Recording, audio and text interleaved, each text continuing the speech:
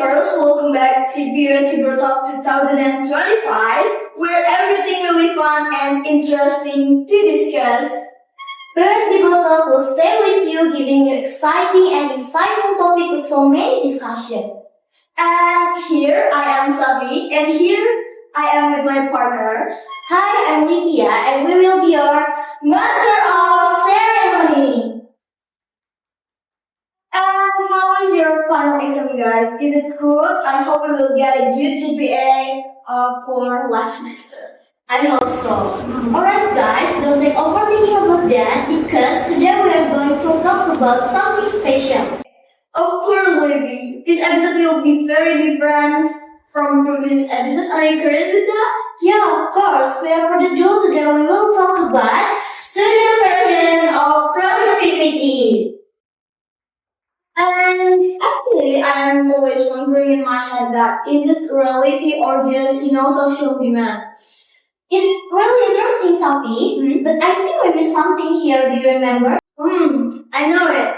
I think we missed our tagline, Livy. Oh gosh, how can we miss it? Okay guys, let's do our tagline first and you guys can join with us, okay? Okay, so if we say PUSC Bro Talk 2025, we can say Ready for fun, unlock ideas, get inside together. Okay, since we already know about our topic today, let's switch to bahasa to make it easier. Sure, let's switch it. Halo Fresh Universe. Nah, sesuai apa yang sudah kita spill tadi, kita akan bahas topik tentang produktivitas versi mahasiswa realita atau hanya sekedar tuntutan media sosial. Bener guys, jadi tapi yang buat aku tanya-tanya itu tuh beneran gak sih? Maksudnya kayak sesuatu hal yang kita butuhin atau itu tuh cuma tekanan sosial media biar kita tuh terlihat sebagai mahasiswa yang aktif dan sama impian banget gitu, mahasiswa impian. Kalau menurut aku sendiri sih ya, itu tuh tergantung dari masing-masing orangnya. Ada yang emang sekedar FOMO atau emang dari diri sendirinya tuh udah kayak hobinya yang kayak apa yang dia lakukan tuh pasti dia publikasikan gitu. Alright, I see. Benar-benar juga karena memang sometimes orang emang mau sharing karena emang itu adalah salah satu bagian dari brandingnya dan personality. Betul, relate banget sih, Vi. Tapi kita jangan dulu bahas lebih dahulu sih. Mending kita udah langsung aja yuk Kaji sama Kak Raihana. Alright, silakan untuk Kaji dan Kak Raihana untuk our snack. Halo Kaji. Halo.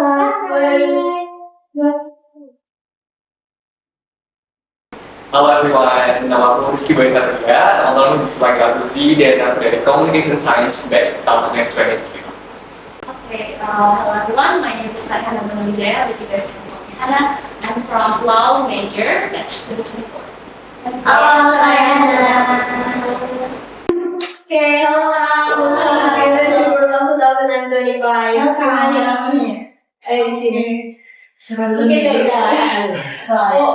Jujur excited banget sih, karena aku yang paling honored and to diundang ke sini dan can't wait to share my experience juga. How about Kaji? Tentunya senang banget ya bisa diundang di PUSC Bro Talk di tentunya di sesi kali ini ya, karena memang juga sempat lihat juga nih konten-kontennya PUSC Bro Talk sebelumnya dan itu menarik banget sih. Jadi ya aku di sini sekarang. Oke, thank you Kak. Oke, thank you untuk Kazi dan Kak Hana yang udah memberikan pandangannya yang gimana rasanya di sini.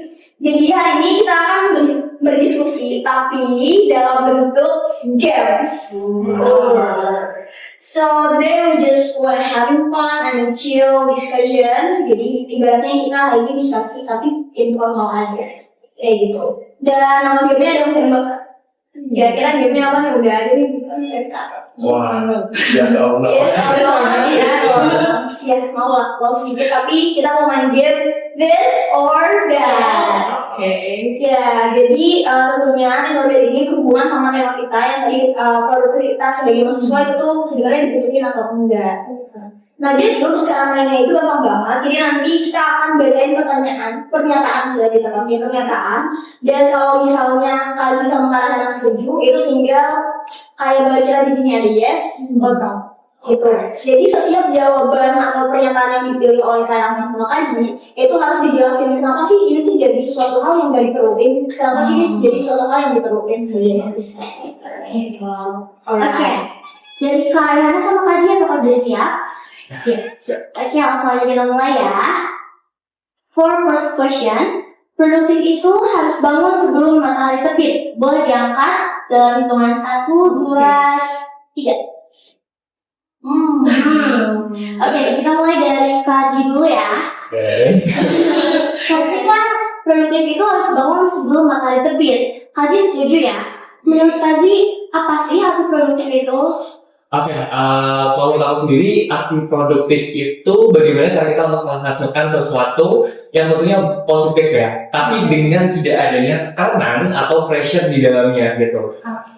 Nah, apa korelasinya dengan bangun sebelum dengan matahari terbit? Karena kalau dari aku sendiri itu sebagai seorang muslim ya, jadi udah bangun dari terbit gitu, jadi sebelum matahari terbit gitu ya. Jadi di situ mulai aktivitas, tapi bukan berarti aku harus kayak selalu stay up setelah matahari terbit gitu loh. Jadi kalau memang mau istirahat ya silahkan gitu. Tapi pada dasarnya untuk makna dari produktif itu seperti itu sih kalau dari aku sendiri. Baik banget. Kalau dari karyanya sendiri, kenapa nih pilih no? Kebetulan beda ya jawabannya, karena me personally aku sebagai orang yang bisa dibilang mungkin morning person, tapi bangunnya tuh mungkin nggak di sebelum matahari terbit. Biasanya aku bangun sekitar jam 8-an, 9-an, tapi menurut aku itu bukan berarti patokan untuk seseorang supaya dia jadi produktif, karena bisa jadi juga ada yang orang lebih produktifnya di malam hari, ada yang lebih produktifnya di siang hari gitu aja sih kalau dari aku. Iya, betul. Ini interesting banget sih. Tapi kita nggak akan nyimpulin itu dulu karena masih ada pernyataan. Untuk pernyataan nomor 2, kalau nggak punya to-do list, aku tuh jadi ngerasa hampa. Yes or no? Jadi, iya, kita akan dalam hitungan 1, 2, 3. Oke, sama ya. Oke, karena dua-duanya nggak merasa itu suatu kali diturunin. Kenapa? Oke, kita mulai dari tadi yang dimulai kan dari karena menurut kalian karena untuk kita jadi produktif tuh nggak perlu untuk buat to-do list. Menurut aku sih, karena cara kerjanya orang beda-beda lah sih. Maksud aku, nggak semua orang ada yang harus terpatok sama to-do list. Ada juga yang mungkin kayak aku ini dan juga Kazi bisa ngelakuin hal-hal, tapi kita tuh asal kita stay on the flow, tapi tetap kita on track gitu. Jadi segalanya tuh kita kerjain walaupun kita nggak pakai to-do list. Mungkin untuk sebagian orang yang gampang distract, maka to-do list itu bisa jadi pilihan yang bagus. Alright. How about Kazi?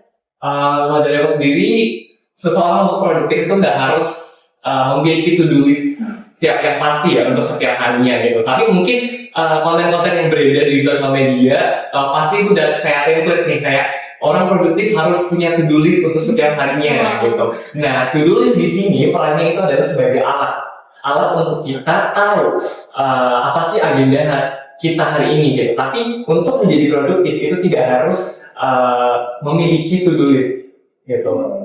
Jadi itu sebagai alat membantu kita aja. Mungkin aku setuju juga apa yang disampaikan Hana itu sebagai alat membantu kita buat orang yang gampang terdistract nih untuk hal-hal lain gitu.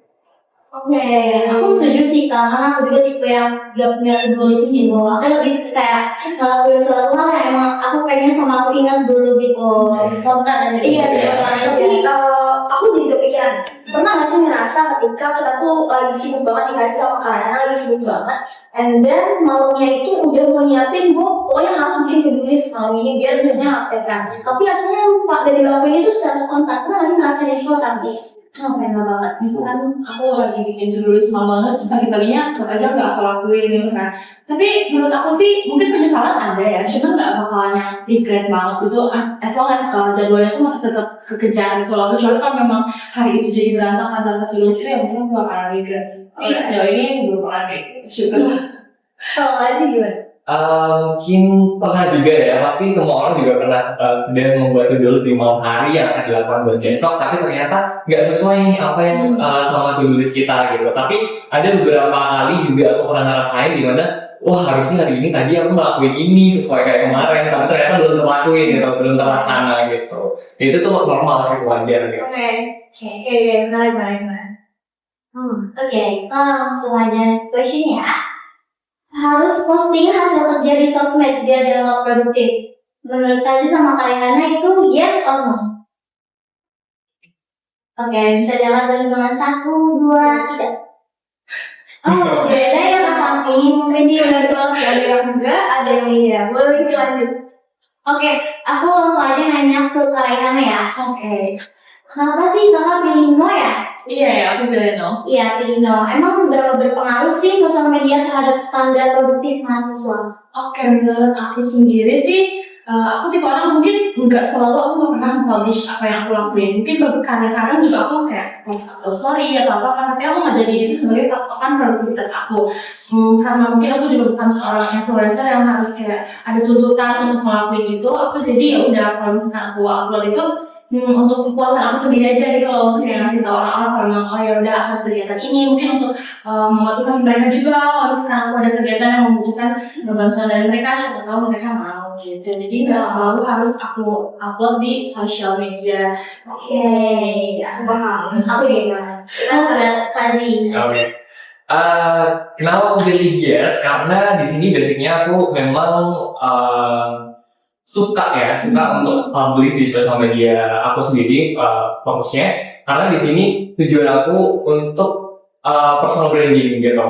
Jadi apa yang sudah kita jalani, apa yang kegiatan-kegiatan yang sudah kita ikuti itu tuh juga bisa dijadikan untuk bahan untuk personal branding di sosial media kita. Tapi kembali juga ke preferensi dan masing-masing orang ya, karena juga beda-beda gitu.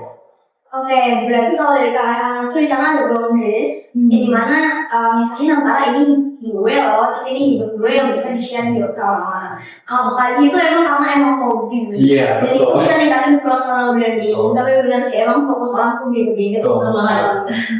Oke, we're next to Question. Oke, orang yang sibuk belum tentu produktif. Yes or no? 1, 2, 3. Oke, sama ya. Oke, menurut Karihana dulu deh. Jadi, FOMO itu ngaruh ke rutinitas Karihana. Maksudnya kan tadi Karihana bilang orang situ bukan produktif, bisa jadi mereka FOMO malu. Itu malu nggak sih? Untuk aku sendiri, aku merasa sibuk itu bukan berarti orang itu produktif, karena bisa jadi kita sibuk tapi kita nggak tahu tujuannya kita mau ngapain dan nggak ada yang dihasilin juga. Menurut aku produktif itu adalah saat kita bisa ngelakuin suatu hal atau suatu progress yang kita bisa enjoy dan emang ada hasilnya, ada value-nya. Berarti itu menurut aku sih aku bisa jadi orang yang produktif. Tapi kalau misalkan aku tanpa arah dan aku kayak ngelakuin ini macam dan yang malah jadinya burn out, itu belum bisa jadi menurut aku dikatain sebagai orang yang produktif. Terkait dengan FOMO itu, aku sendiri jujur pernah, kita semua pasti pernah ngerasain FOMO kan, kayak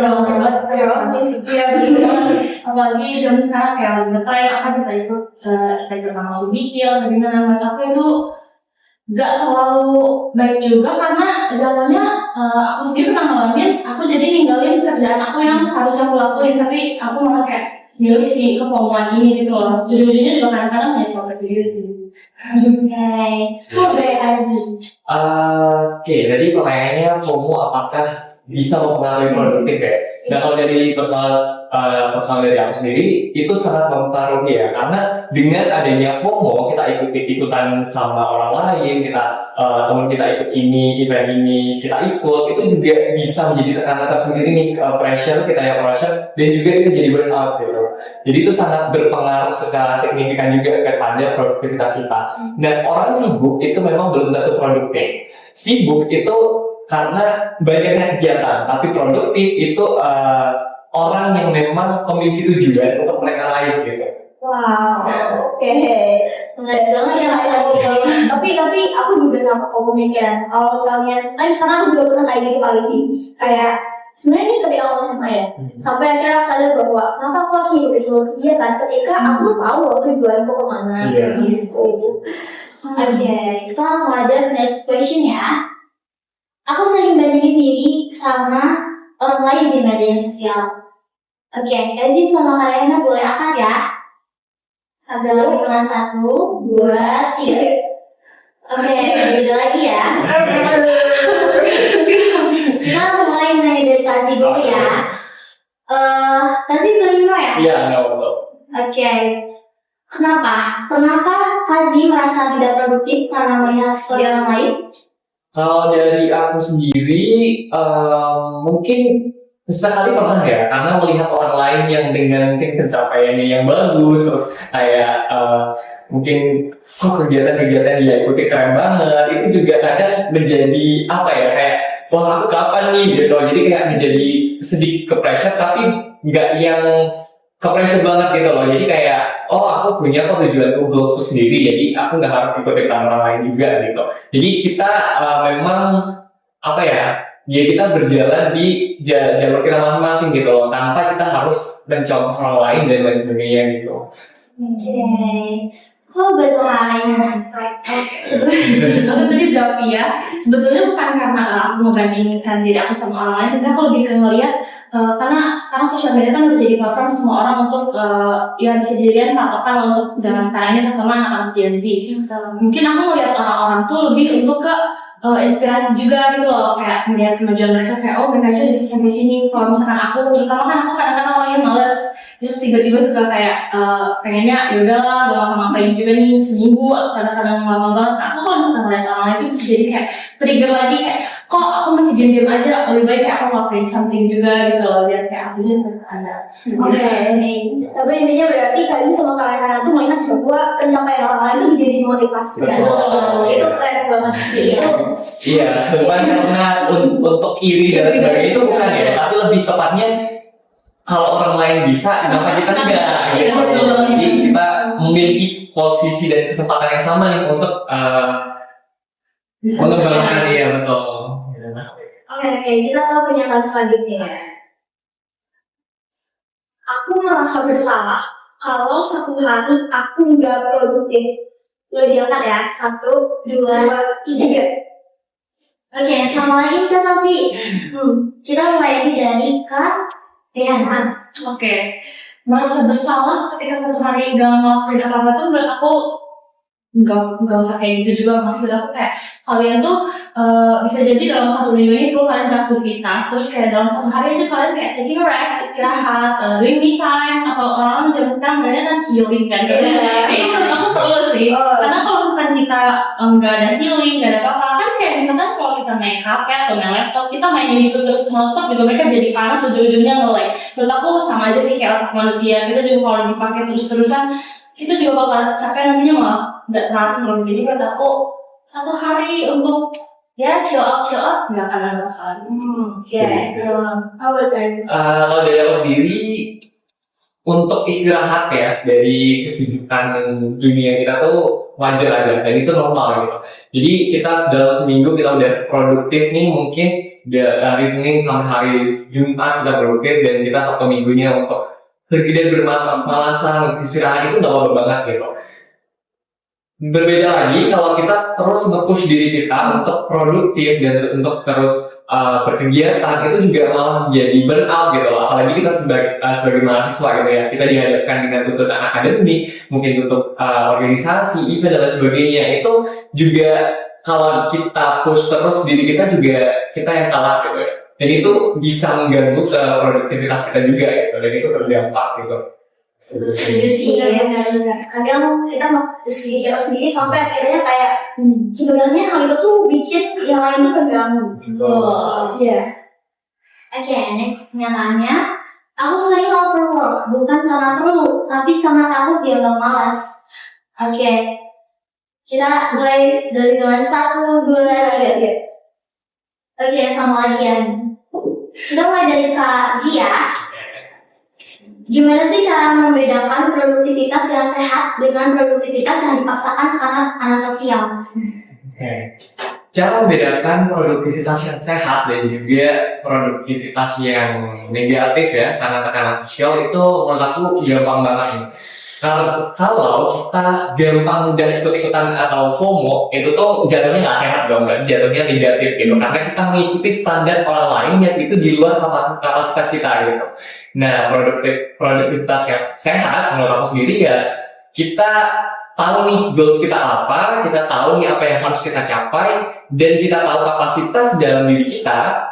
Nah itulah, di situ itulah produktivitas yang sehat gitu.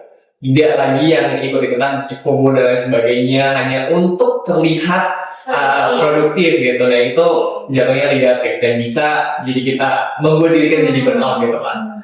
Kalau dari kalian, Kalau aku tuh benar kayak dari jalan sama kali tadi kan kalau dengan pemodal segalanya juga mau sendiri yang capek.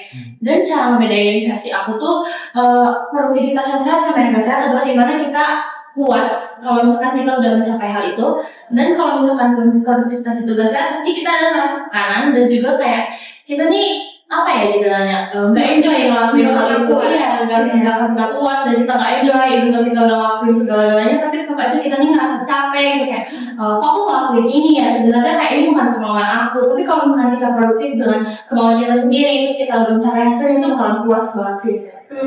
Kayak aku jadi metik satu palsu gitu. Belajarlah karena perlu tentang yang tidak lakukan. Iya. Udah benar ya. Oke, ini menarik. Kita lanjut ke pernyataan berikutnya.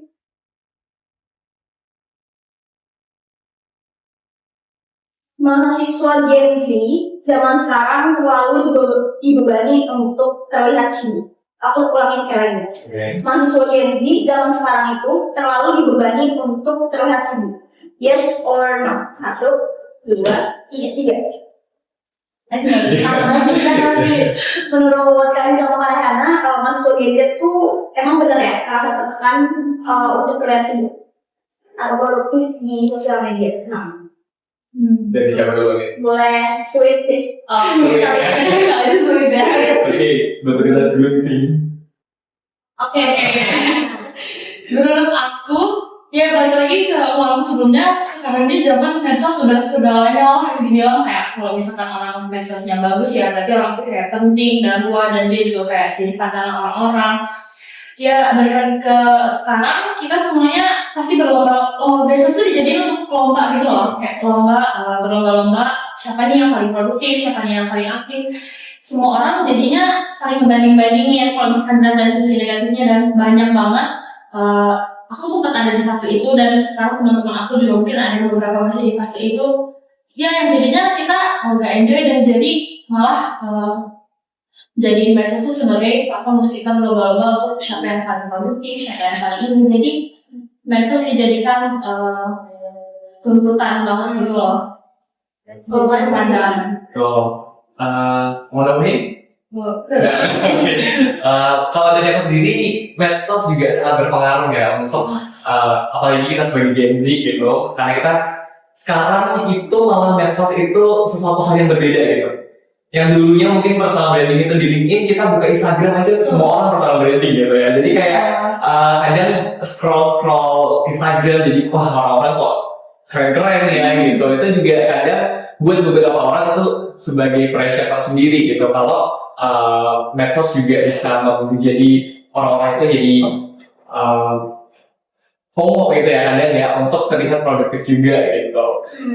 Jadi sangat berpengaruh ya. Jadi kebanyakan juga saat ini juga orang-orang untuk melakukan produktivitas tapi di luar kapasitas kita, itu jatuhnya juga jadi toxic productivity gitu ya. Toxic productivity. Iya, gitu banget. Terlalu mengikuti standar lah gitu. Iya. Oke, next ya. Story orang lain sering bikin aku mempertanyakan diri aku sendiri. Yes or no? 1, 2, 3. No. Oke. Sebenarnya Lali sama Karena tadi sudah jawab beberapa hal tentang hal ini, tapi aku tuh berharap bisa dijelaskan lagi lebih detail kenapa Kazi sama Karena itu merasa aku tuh gak perlu bandingin diri aku sama orang lain lagi untuk saat ini. Dari Kazi dulu deh. Story orang itu tadi boleh dibilang nggak ini pertanyaan tadi? Story orang lain sering bikin aku mempertanyakan diri aku sendiri. Oke.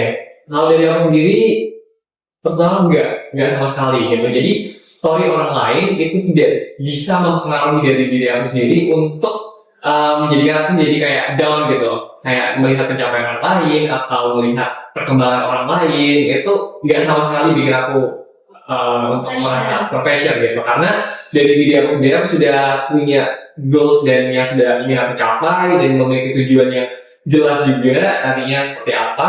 Jadi itu sebagai motivasi aja nih gitu ya, jadi sebagai motivasi agar kita bisa juga nih untuk lebih baik lagi gitu.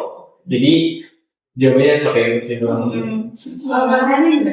Kalau dari aku nggak pernah juga ngebandingin diri aku sama, karena dari story orang kan dilihat dari story orang, karena sosial media itu kan hanya dunia maya dan kita nggak tahu what's behind it juga. Itu cuma highlight kehidupan secara kehidupan orang aja yang mereka anggap it's worth to up. Jadi kayak di upload di sosial media baru mereka upload, without knowing the struggle behind it. Kita juga nggak tahu apa mungkin susah payahnya gimana, cara mereka mencapai itu kayak gimana, kita nggak tahu. Terutama mungkin kayak influencer besar juga kan, kita selalu lihat hal-hal kehidupan mereka tuh kayak kok perfect, kok keren. Kita juga nggak tahu usaha mereka sekeras apa di belakang itu. Jadi aku juga nggak mau bandingin diri aku sama mereka, karena mungkin usaha aku kan sama hasil yang aku lakukan beda juga sama mereka gitu loh. Iya betul. Tapi aku jadi punya pertanyaan baru di otakku. Kayak pernah nggak sih kehilangan makna? Untuk kayak jadi aku tuh mau tahu gitu kayak menurut saya sih sama Farhan sendiri, dari sebuah hasil itu tuh mendingan prosesnya atau hasilnya aja gitu. Karena kan sometimes ada orang-orang yang cuma fokus di posting hasilnya sampai mereka itu lupa sama prosesnya. Kayak gak pentingin prosesnya, ada proses A, proses B, prosesnya yang bikin itu tuh gitu. Karena nggak sampai, sorry, karena nggak sampai lupa untuk mikirin prosesnya dan mentingin postingannya doang. Oke. Dulu deh. Oke. Mungkin lupa akan prosesnya tuh aku sendiri nggak pernah ngalamin itu, karena aku selalu mikir kalau misalkan aku udah ada satu pencapaian, kayak aku selalu berterima kasih sama orang-orang yang di belakang yang udah mendukung aku itu untuk hidup sampai saat itu juga. Dan kalau misalkan pun aku merasa aku lebih fokus sama hasilnya doang, aku merasa kayak kan ada misalkan proses yang benar-benar instan. Tapi ya itu sendiri aku nggak merasa itu produktivitas yang benar, karena ya aku nggak merasa enjoy, aku nggak merasa kuat, kayak kekuatannya nggak ada. Kalau proses aku untuk meraih itu aku lupakan, jadi kayak udah langsung set aja udah jadi benar dan udah jadi di atas tuh menurut aku kurang aja feelnya. Jadi aku lebih ngerasa kalau misalkan untuk enjoy, untuk menjalani proses-prosesnya itu lebih worth it sih. Oh buat guys. Jadi kan ini ya, pernah nggak sih kehilangan makna gitu ya? Jadi dari diri aku sendiri aku belum pernah ya kehilangan kayak makna gitu ya. Apalagi makna dari diri aku sendiri gitu ya. Karena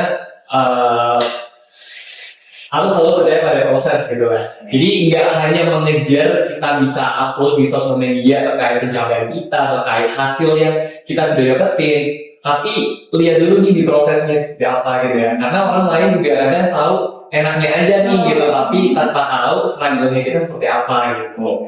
Nah dari struggle-nya kita itulah yang sebenarnya kita banyak belajar gitu ya, dan kita bisa lebih punya makna gitu lah dari suatu pencapaian gitu.